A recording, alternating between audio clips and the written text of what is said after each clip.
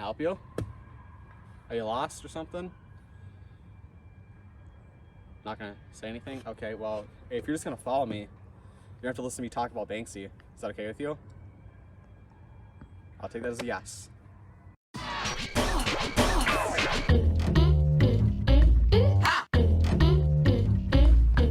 So, do you know who Banksy is?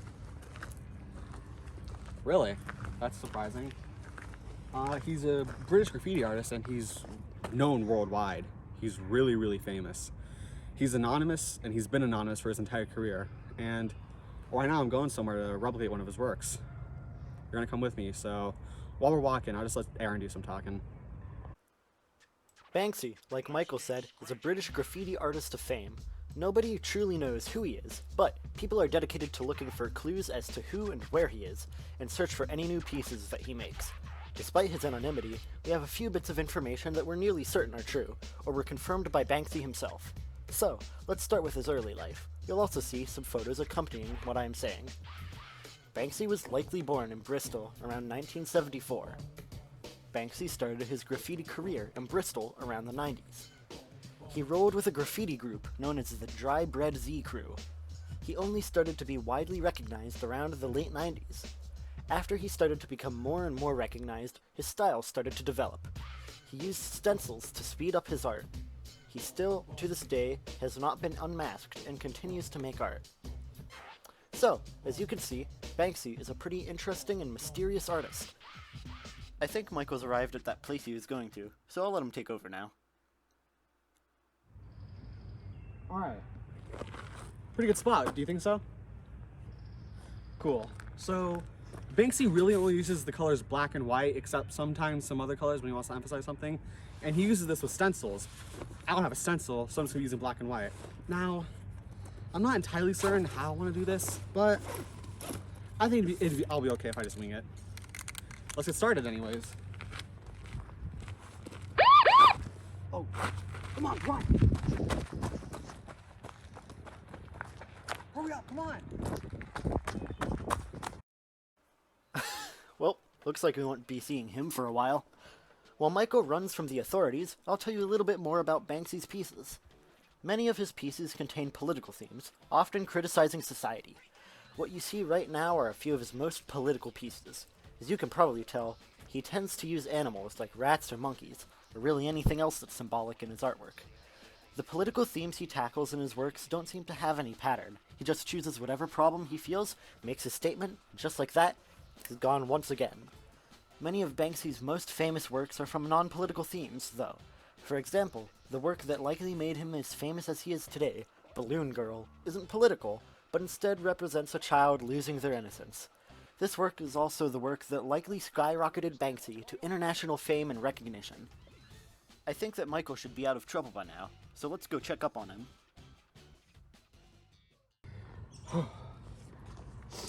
Okay. I really should have brought a stencil. That reminds me of a time that Banksy had a run with the cops. It's actually what started him with using stencils in the first place, which is now the style that he's recognized worldwide for. It's really just helped him develop his own style and just his own real way of doing it. And it helps him get in and out of the places real fast, so he doesn't have any run-ups with the cops like he did that one time. Whew. While Michael catches his breath, I guess I'll talk to you for a little bit. Banksy is a very creative person, and because of his fame, he's able to let his creativity flow. One example of Banksy doing just that is when he decided to take a month-long trip to New York City, the birthplace of modern graffiti. During his stay, he left many bits of graffiti all around, some of which still remain. Another example of this creativity is when he made a documentary titled Exit Through the Gift Shop. And on top of that, he also made 3 books titled Existentialism, Banging Your Head Against a Brick Wall, and Wall and Peace. One last example of his raw ingeniousness is when he purposely put a shredder inside the frame of one of his artworks that was going to an auction. Banksy frowns upon people who want to take advantage of his work by selling it, so he placed the shredder inside the frame, and when the work, which happened to be Balloon Girl, was sold, he immediately hit a button to shred the painting.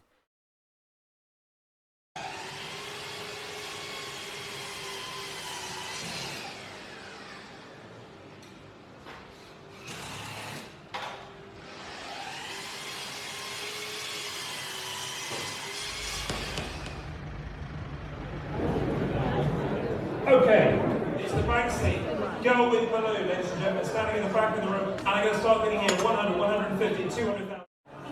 And selling for 860,000.